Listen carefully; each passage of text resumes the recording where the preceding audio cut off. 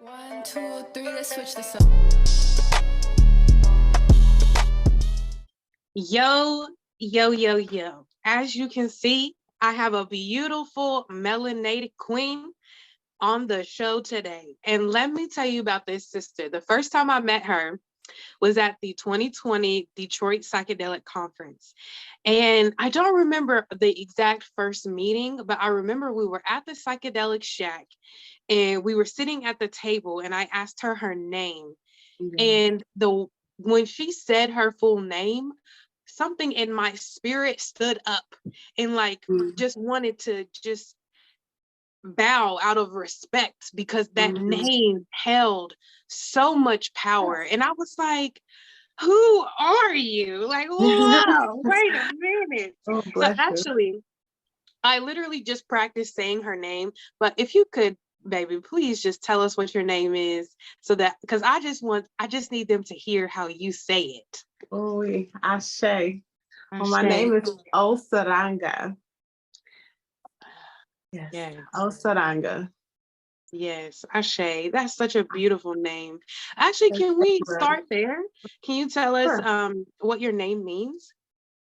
Okay, well, my full name, I received my name during a sacred woman ceremony conducted here in Detroit by Maimuna Melchizedek. I received the name in 2018. The name is Yoruba, and the full name is Osaranga Awon Iyami Solanke. And that means the supreme sorcerers of divine mystical powers. Yeah. Yes. Mm-hmm. So yes, the name is very, very heavy. I didn't fully incorporate it until 2020. And that was when I feel like I fully aligned with it. So yes. Yeah, that's something I had to go through on my own. Aligning, once you receive a spiritual name, there is this like gestation process and almost like a pregnancy where like you have to, your vibrational code from your previous name is being transformed into your new name. So there is this period of adjustment into the new frequency. And listen, we got moms on the show today. So listen, if it bothers you, get off the show because we're here to feed and nourish the babies as we feed and nourish you. Okay. Amen. Say that. Yes. So spiritual names, transformation, it has really a lot to do with what we're going to be talking about today. I would like to ask you to share your birth story with us as much as you want to. You don't have to share all of it. Only share what you want to share.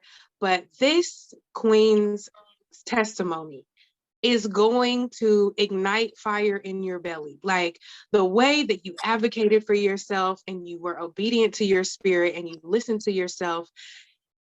I just want to scream. It was so powerful to hear how you were initiated into motherhood.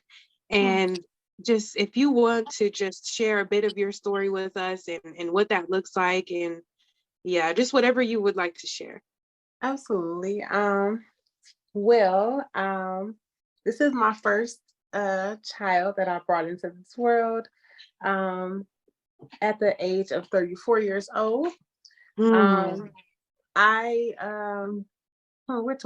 start?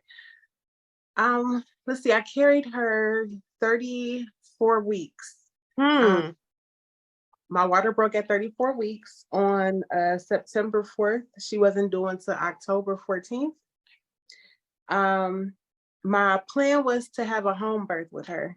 And also I operate as a holistic doula here in Detroit.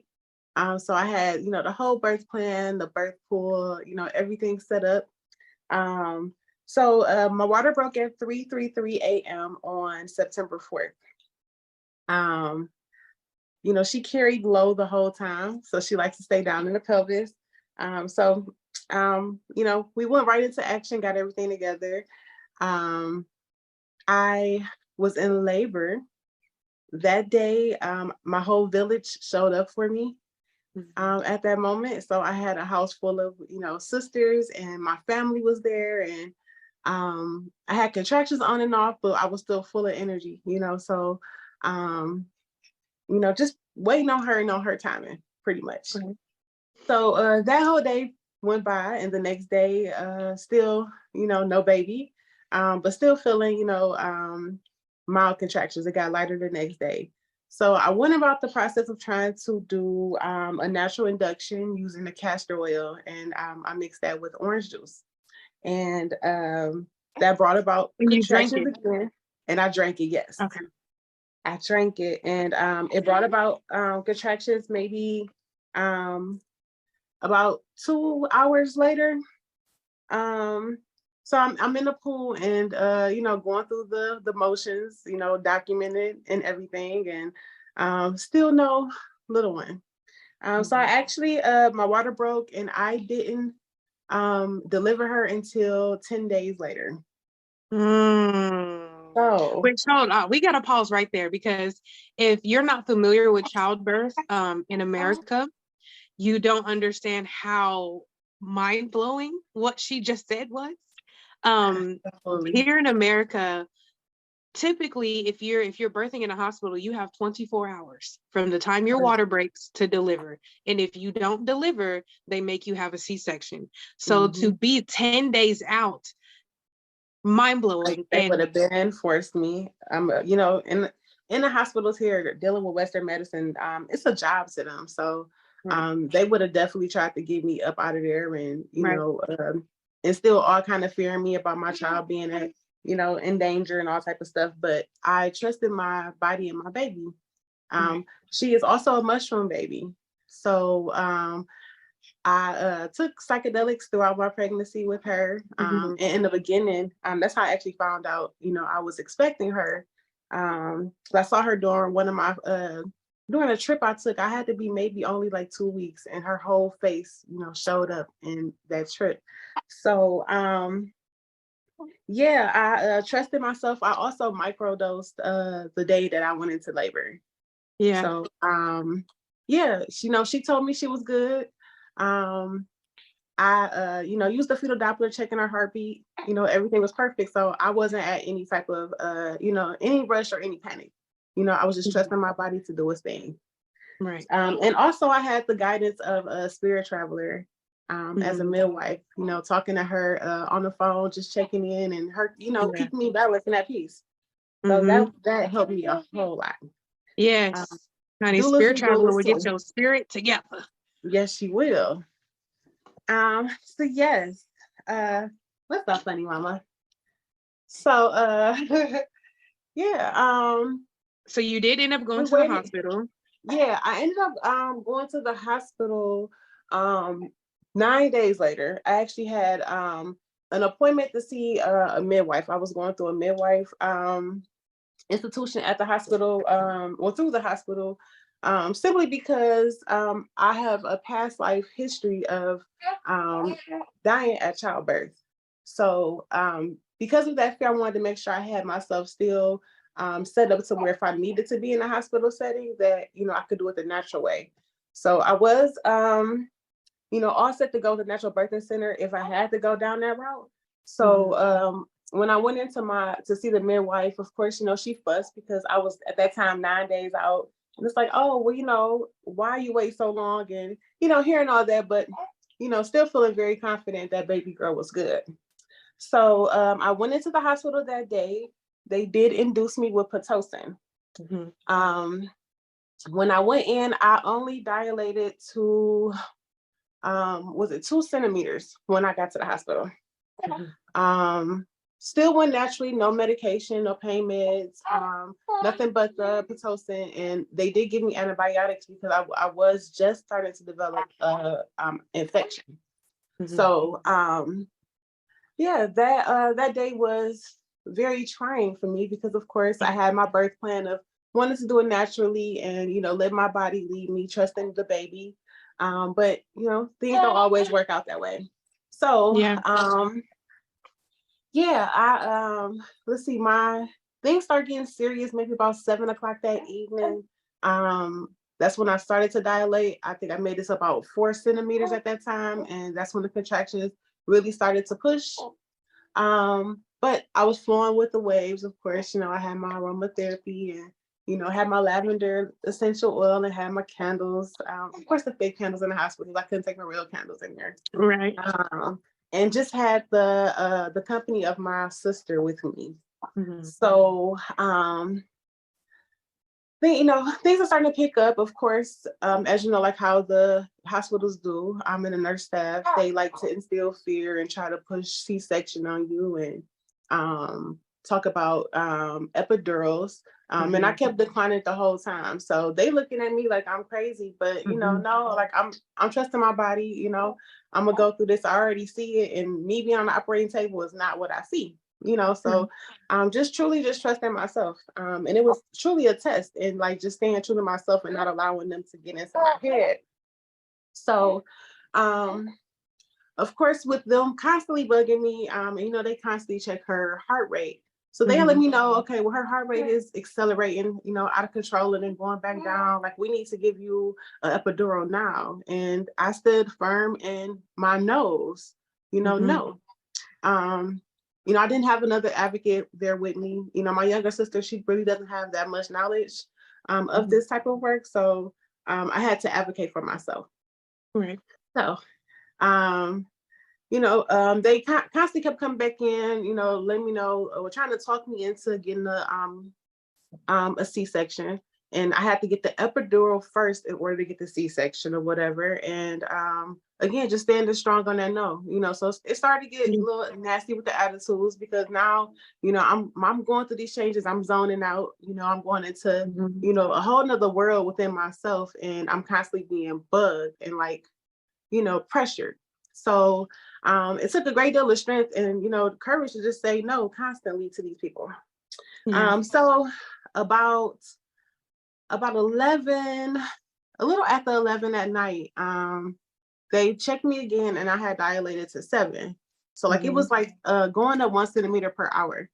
I dilated to 7, and I felt her even closer at that time. So again, I'm completely trusting her and like feeling her go down the canal. Like, she on her own time, and she's been on her time in this whole week, so I'm not gonna not trust her now.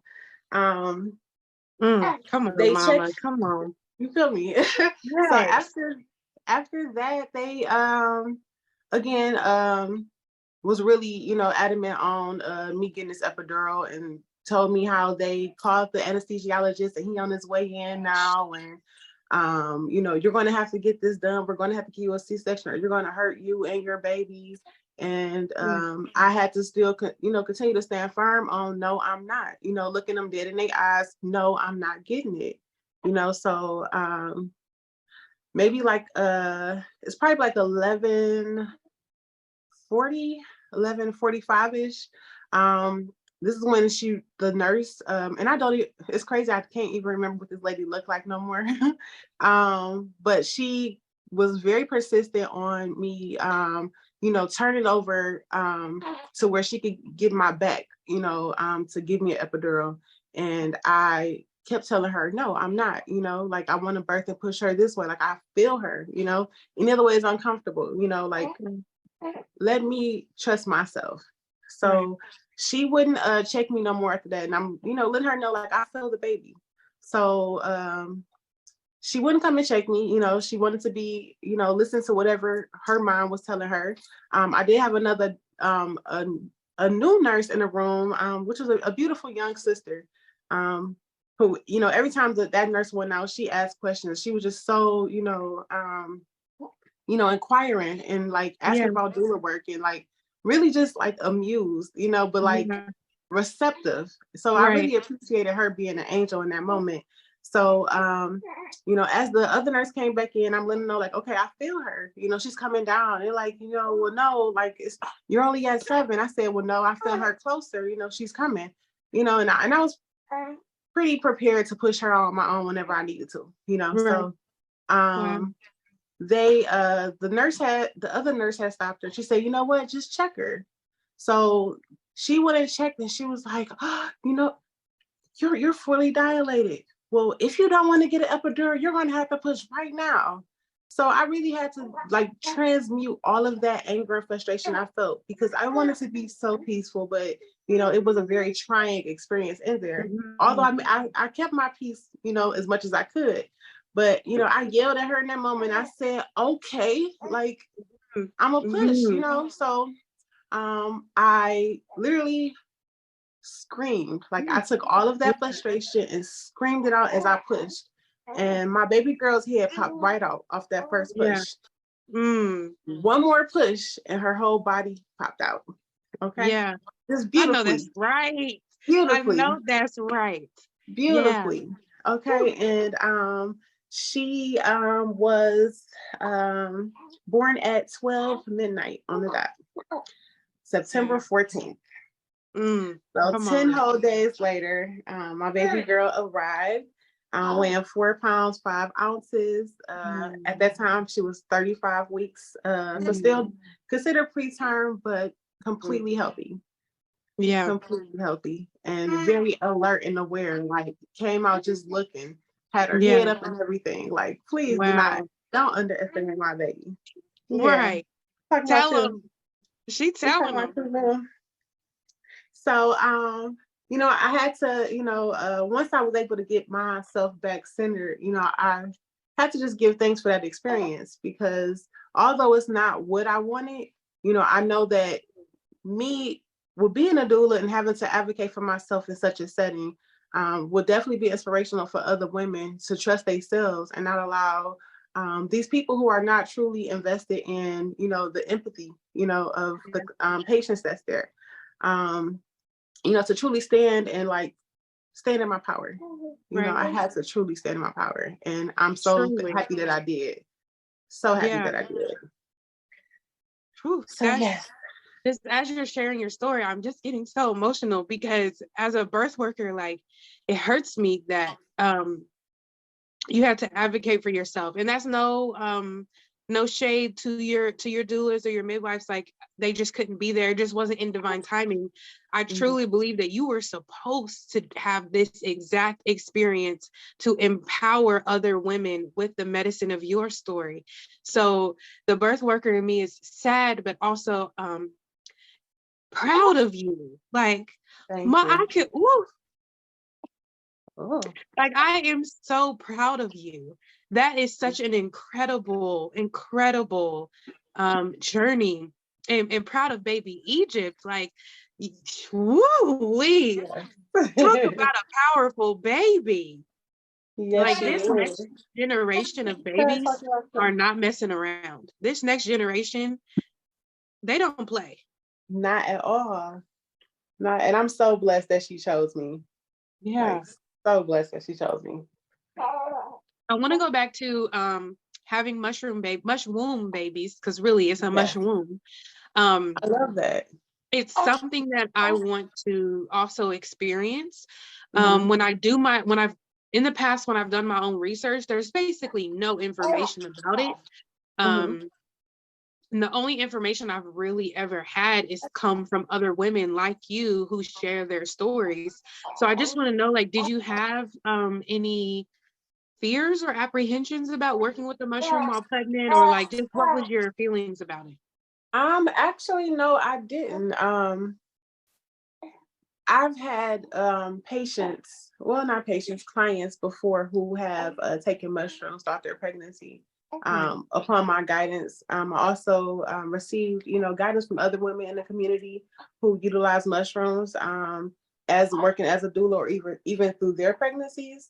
Right. So in trips before in the past, I received the messages that the mushroom would have cured me and guide me through my pregnancy. So I feel very secure with doing so. Yeah. Good.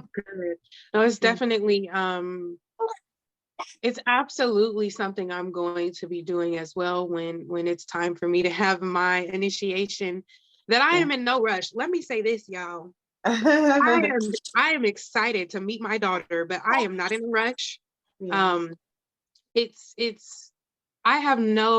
whole year is, for me, is about chasing flow states and chasing alignment.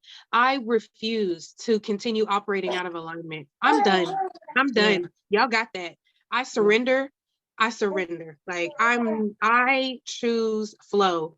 And your birth story is such a demonstration of choosing flow and choosing to listen to your body and your spirit and your baby instead of what society is telling you to do. Yeah. So Yes. I want to ask about your sister, because is this like, what was her like, what was going through her mind? Or like, I know you can't exactly speak for her, but just like, was she like, how was she, and how was your experience having a family member there for you while having these doctors trying to pressure you to get a C-section? Oh, well, there's an 11-year age gap between me and my younger sister. So she has never experienced a birth before. She's, again, not knowledgeable of anything medically. Now, I do have medical knowledge because I did work for the health department in the pediatric office for 9 years. So I pretty much just took what I knew. Like, she just trusted me, and she was just there to be my comfort. Right. But she was terrified, the whole time she was. Yeah. She was terrified. Understandable. But she would ask questions, and I would talk her through it as I was going through it.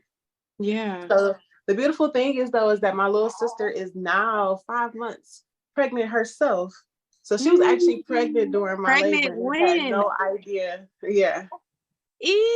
So it was an introduction to what she would be experiencing. Yes, that's exactly right. That's exactly, they guided her to be there with you. Absolutely. So that she can learn how to speak up for herself and empower herself during her labor. Absolutely. Wow. Yes. Wait, girl, you got the magic all over you. My gosh. Yes. I definitely think there should be more education for the families. I think everyone should be a doula. Everyone should have doula training. It should be something that should be taught in school, in primary school, like just how to support and how to empower and just bear witness to childbirth, because it's something that is everywhere. It's all around us. It's not like childbirth is some rare thing. Like, there are babies popping out everywhere. So if everybody was trained on how to support someone experiencing childbirth, I'm telling you, these mortality rates, these postpartum mortality rates would drop instantly, because now we have everyone who has an awareness and can look out for you and support you during that time. Yes, I completely agree. And I believe that family should be hands-on at all times. So it was a blessing to be able to have my sister to be there, especially at such short notice, because that wasn't the original plan. Her father was actually supposed to be there. And I still give thanks to be able to, during my pregnancy, at least the first 7 months, to be able to thrive in my soft feminine energy because he was there. But things took shifts and things happened. But I am truly grateful for how everything has panned out and the strength that has been birthed in me at the same time. Yeah. So not only did I birth a child, but I birthed, me, the mother, as well. Yes. Yes. That is so. I want to ask you, because so how long have you been doing birth work as a doula? I've been a doula since 2017. I'm certified through the Matrona.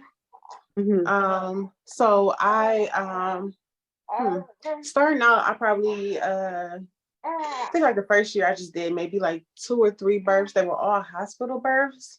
But the last 2 years, I want to say like my last 4 or 5 births have all been home births. Natural unassisted home births, which is me and the mother and their families there. So it has been beautiful work. Again, me being able to serve and just trust spirit in those moments, especially since I haven't actually went through it myself, but just being so in tune to know, and be able to guide and just hold space. Yeah. to now being on that side of the fence and, having a stand in that power. Yeah. Yeah, truly, I love the work. I Yeah. love I to be was able to gonna get serve. into asking you how you said being on the other side of the fence now that you have your own baby. Mhm. Personally, I've been certified since 2019, 2018, 2019, but I had apprehensions because I haven't had my first child yet. So I kind of blocked myself from the work because I got all in my head about like, how can I support a woman when I don't even know what this feels like? It's Yeah, an innate knowing though, like it's yeah, already in you. Yeah, and yeah, that's something I had to tell myself, and just people still requesting me, even knowing I didn't have that knowledge, like they requested and still trusted. So right, I had to be able to just trust spirit, not lean on myself to, tap into my courage, release those thoughts, because I did have those thoughts as well. right, Even during my doula course, all the women in the class, they all had children or right. experienced it before, but yeah, it's all about trusting yourself. And Yeah, just knowing as a woman, we naturally know what to do. yeah. And I can tell how since my initial training and my upcoming training in April with Spirit Traveler, which Beautiful. I am so So divine. excited. I'm Yes. so excited.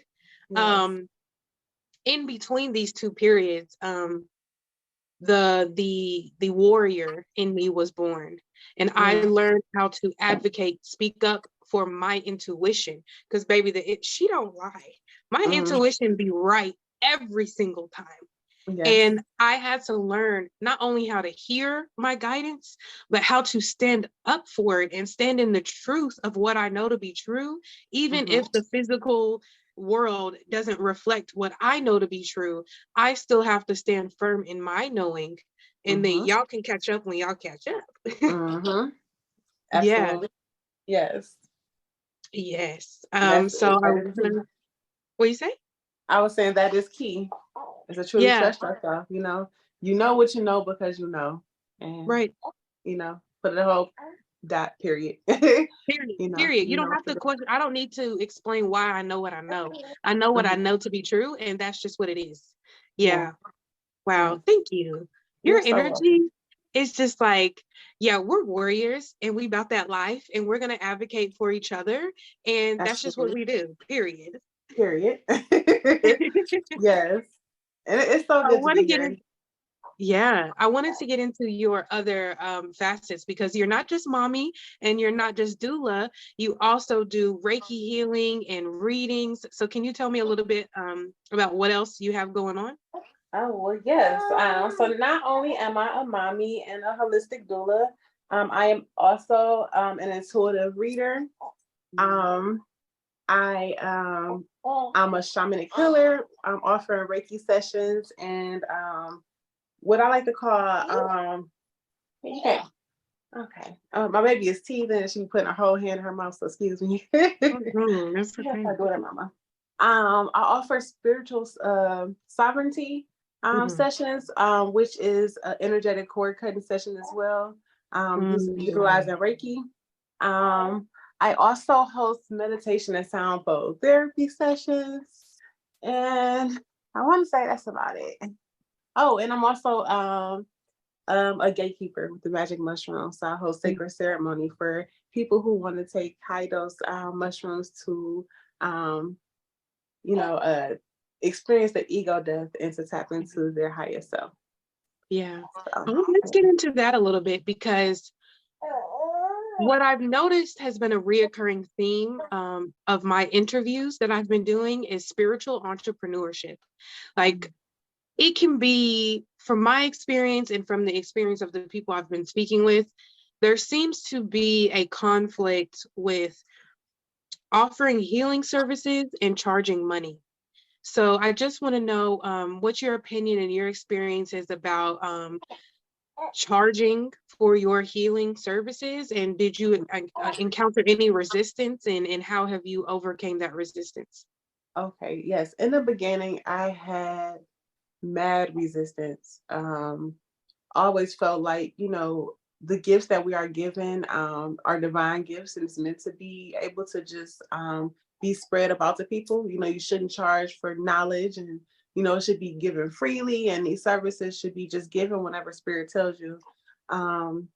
I was strong on that for a few years. Like, I wouldn't even allow myself to put myself out there like that. Right. Would shift. I'm trying to think, who was it I spoke with?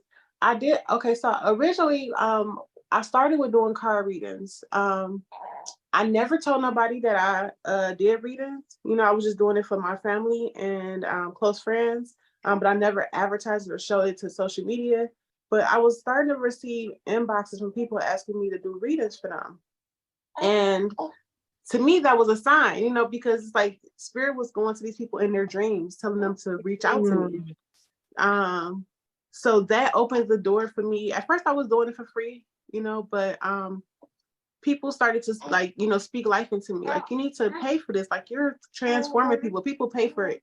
You know, all other miscellaneous stuff, but something like this, like some soul food, something that nourishes like your soul and it helps you grow, you know, people will pay for that, you know. So I finally allowed myself to start taking payments for it. Especially when I started working at an establishment where I needed to, you know, pay you know, rental fee and you know, keep myself going or whatever. So I allowed myself to receive money, and that became my livelihood. I was working at Chrysler also, and I received through Chrysler that it's time for me to start doing my work to be able to serve the people. I'm a Leo, but I have a very Virgo dominant chart, so I'm all about service. And when spirit had me jump off the porch from Chrysler to like going into this life, it's like, okay, we're going to make sure that you're supplied for, you know, like you're going to have everything that you need, just flow into it. And it literally was just a flow, you know, but it did come with a price. And even when it comes to my doula services, like I'm kind of on the cheap end, because like I, you know, there are people who charge a nice amount, and I feel like it's worth it, you know. But for me, I want to be able to, you know, be there for people who truly can't financially show up like that, you know, because it's really the love and like the support that you pour in versus like the need to want to receive. And having that mindset for me has brought me more abundance. You know, because I'm not doing it for the money, you know, I'm doing it for, you know, the outcome. And yeah, I haven't had a need since.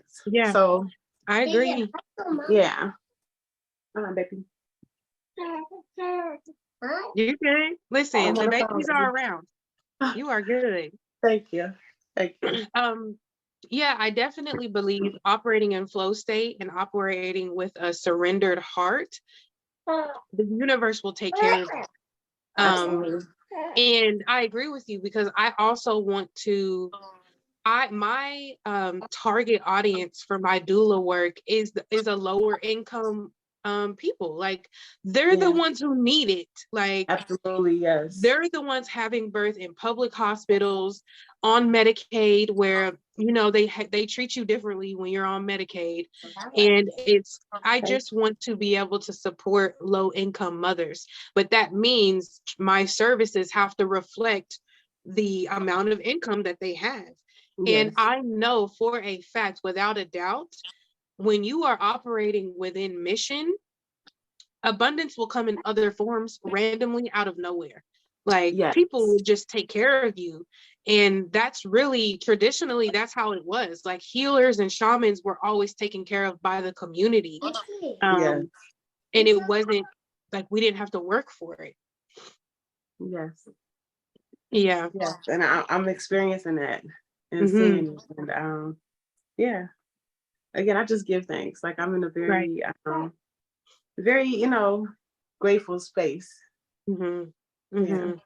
Yeah. And getting those needs and trusting that your needs will be met, because a part of it is facing your own money blocks as well. Yes, indeed. Yeah. It takes a great deal of surrender. Baby, 1 second, okay, please. I'm so sorry. No, you're okay. What was I saying? Dealing with the money blocks. I have my moments where I get in my head and I do stress about, not being able to have or to provide this or that. And that's where I battle at, being a very mental person.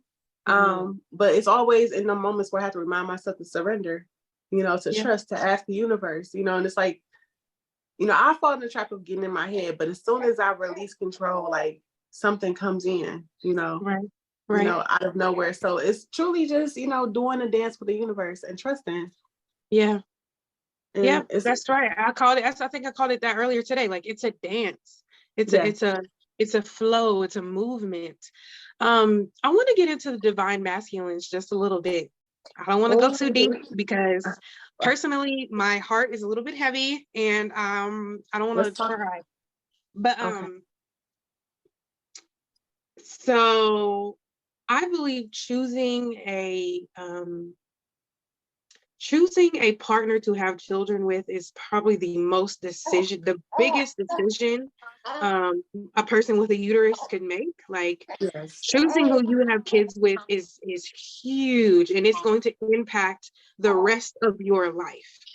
So I was recently in a courtship, and I essentially told him that, look, I love working. I love my work. I like creating my own money, but I have to have a full-time protector, provider, and a partner for my children. I can't do this whole being concerned about if I don't take this job, I don't know how I'm gonna feed my baby.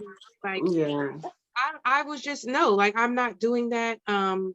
I need you there full time. Like I'm not a monogamous person. I'm really not. Like I want a sister wife. I think that's just what I want. I don't have, I often like over explain why I want one, but no, I want a sister wife and I don't need to explain that. But I don't do, a lot of men do separated poly where like one wife is in one house and one wife is in another house. I don't do that. No, that's not, no. I want us to be a family unit.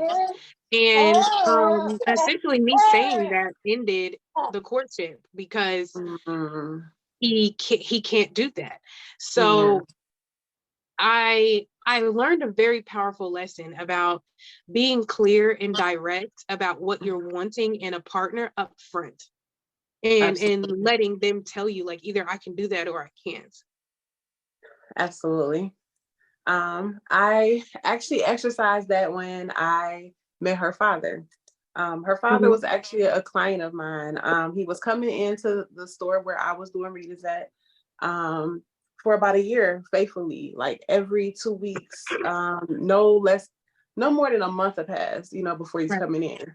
So he was dedicated to growing and, tackling inner child wounds and healing it and mending things with his family and his, issues with his mother or whatever.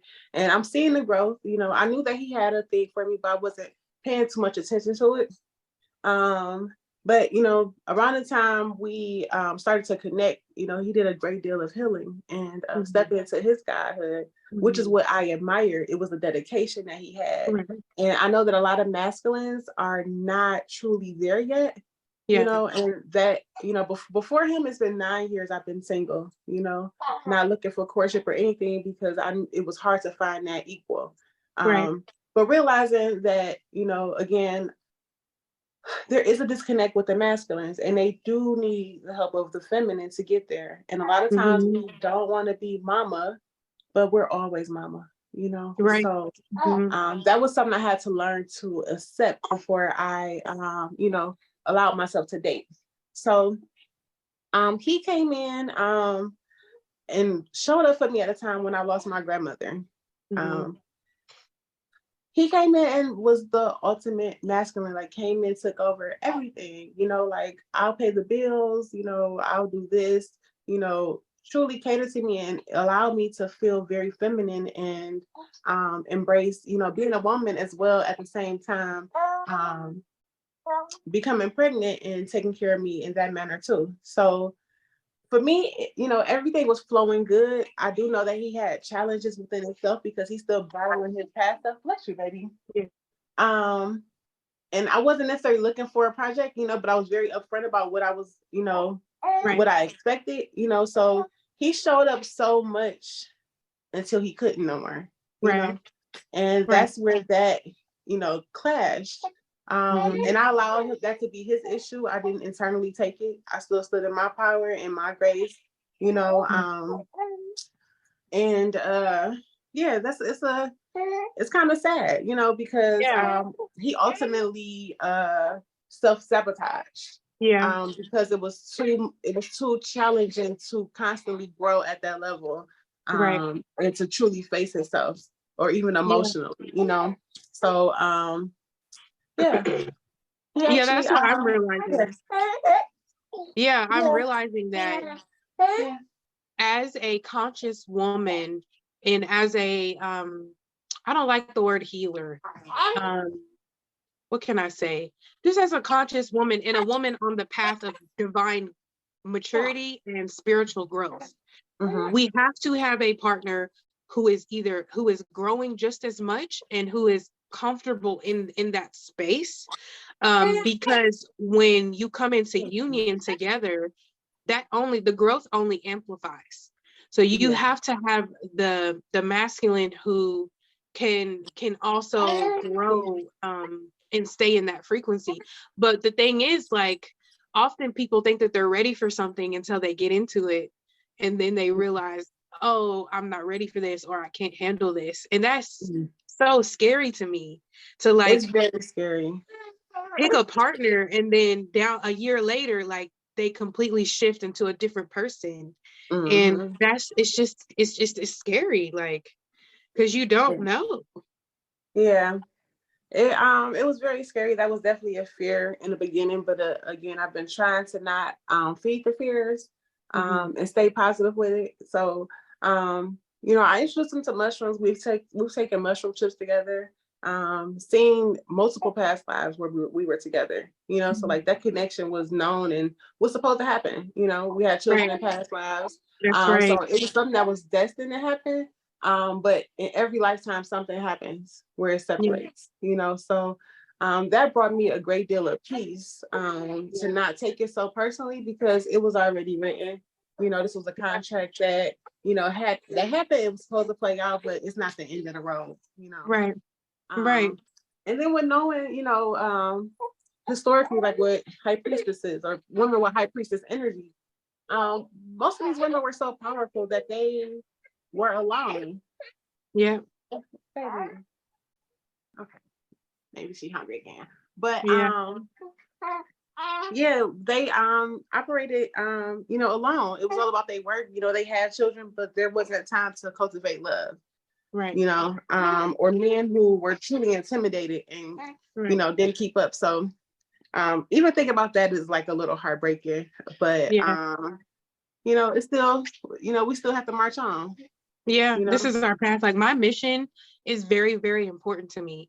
And the biggest quality that I want in a partner is, are you going to support me while I'm on this mission? Because this mission is so vital to our humanity. Like, we need each other in a sense.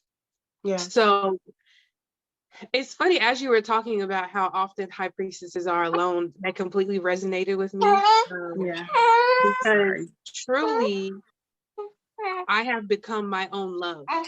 I am my own love. I don't need you to love me. I need you to protect me while I'm out here in these streets. Like, I need you to be almost like a soldier in a sense. Like, I need you to support me while I'm out here focused on spirit and these babies. I need you to have my back. And I think that's so vital to communicate that in the beginning. But I'm telling you, I think I just need 2 husbands. I think that's just what it is. Me too, huh? I think I just need 2, for real. I mean, the beautiful thing is that there are men that are starting to step up and do their work and, tap into their inner feminine. So it is definitely possible. I think that it would be beautiful if men, handle the physical world and allow the women to handle, the other side, which is the spiritual, and, stay in our lanes respectively, but still come together and, Yeah. do that dance together. Right. But, our men are still kind of conditioned under this patriarchal mindset, so it becomes, still it's still what word I want to use? It's like, it's still a challenge, like they feel like they have to compete. It's competitive, It's very and that's where things start to collide. They feel, intimidated, and then it makes the woman look like she has more power, and that makes their, egos feel smaller, and it's a lot of work. But at the end of the day, it's still the women that have to carry that torch and still hold that space for these men. And that's the key element that's missing. But men have to really be receptive to allow themselves to be vulnerable in that space with these women, to allow their transformation to happen. Like they have to go back to mama or to the womb to rebirth themselves. And a lot of them don't understand and don't want to see that. So that got me, girl. Yeah. Yeah, because there is a I've been calling it the return of the divine mother. We're shifting into a matriarchal society, but that first requires the men to have an ego death, because y'all gonna have to submit to us. Yes. And y'all gonna have to let us step up. So at first the collective was all about women are too masculine, women are they're not in their feminine energy. And it was this big trend around being a soft girl. So I feel like as women, we also had to go through an ego death and a transformation and vulnerability. And now that we're settling in that energy, now it's the masculine's turn to go through an ego death and experience vulnerability and be submissive. And like, it's all the return of the mother. Whether you are a feminine or a masculine, the return of the divine mother within you is what's happening. Absolutely. And I can see the shift now shifting to the masculines, like, okay, you wanted us to be more soft, you wanted us to be more feminine. Okay, we did that. Now are you going to step up and do the masculine, how do I want to say this? Are you going to play the role essentially? Like, you wanted to be a masculine, you wanted me to be feminine. Okay, then let's do that. Come on, let's do it then. Yeah. Yep, that's where we're at with it now. And I truly see them challenged with it. So I think it'll be a challenge for a while until they submit to it. Yeah. And it's just a choice now. It's a choice, and that ego, I mean, that's their identity. That's what they stand on. So I get it. I understand how hard it is to truly allow yourself to let your ego die, because then you feel like you don't know who you are no more. And men need something to still stand on. So that is very, very hard for men to do. But I truly believe that it will only happen in like divine unions or partnerships, or in groups of women where they, again, can connect to that essence of the mother. But it's needed. This is what the new world is asking for. It's coming.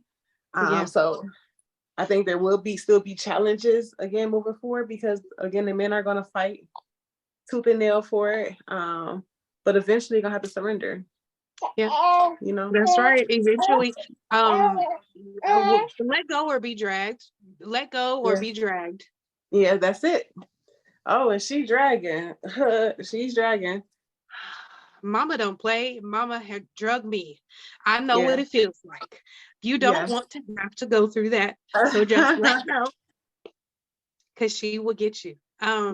Before we go, I just wanted to talk about one more thing. Because I feel like what we're describing here is really a rites of passage. Like it's a series of initiations. And as conscious beings who are just really, we're just aware of what's happening in the spirit realm. Like we can feel it because we're connected to it. So just to leave off with maybe a little piece of advice or love, like how can feminines, masculines, anyone watching, like how can we navigate this series of initiations, and what are you feeling as far as the collective energy, and like what do we need to focus on? Whew. Let's see. Collectively, it'll truly be just, listening to your inner voice, trusting your intuition. The messages are loud. Again, it's truly just the choice of listening to it, or you know, following the tried and true, or what you know already. Right. But just go with the flow. Listen to your intuition. Mhm. If spirit says to stop, and pause. If spirit said to read this, read this. If spirit said to research that, research that. If spirit said to reach out to this person, do that, and just be receptive. Right. Be receptive and flow. The guidance is here. She's talking loudly, she's singing, she's in the wind, and the trees, and the water. It's here.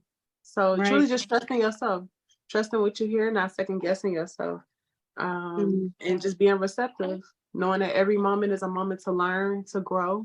The key and the objective is to be a better you, a more authentic you. Yeah. So, truly embracing it, not just knowing it, but embracing it. Yeah. And, the new day is here. It's coming. Honey, Yeah. she's here. Happy birthday. Right. Happy birthday. Listen, like she, every day when I wake up, the first thing I do is start talking to the mother, like off rip, like, yo, Ma, what you got for me today? Come on, let's do it. And I've noticed that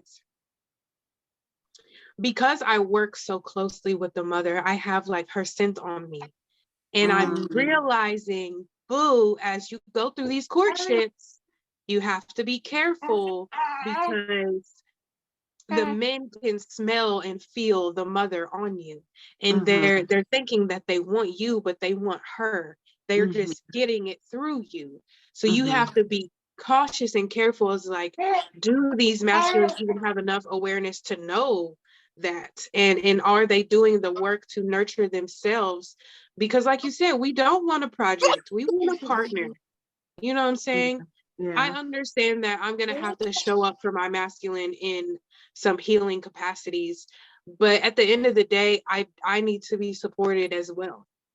Indeed. So yeah, just having that awareness of like, just knowing like, babe, you walk around with the scent of the divine mother on your being, like chill out, like, yeah, relax. Yeah. All right, I mama. agree with that. Yeah, we're gonna get out of here. Thank you so much. Like, thank you. this It was was such an generous. honor and a pleasure to be able to have this conversation with you, and to be on your Yes, platform. It's such a beautiful thing that you are doing.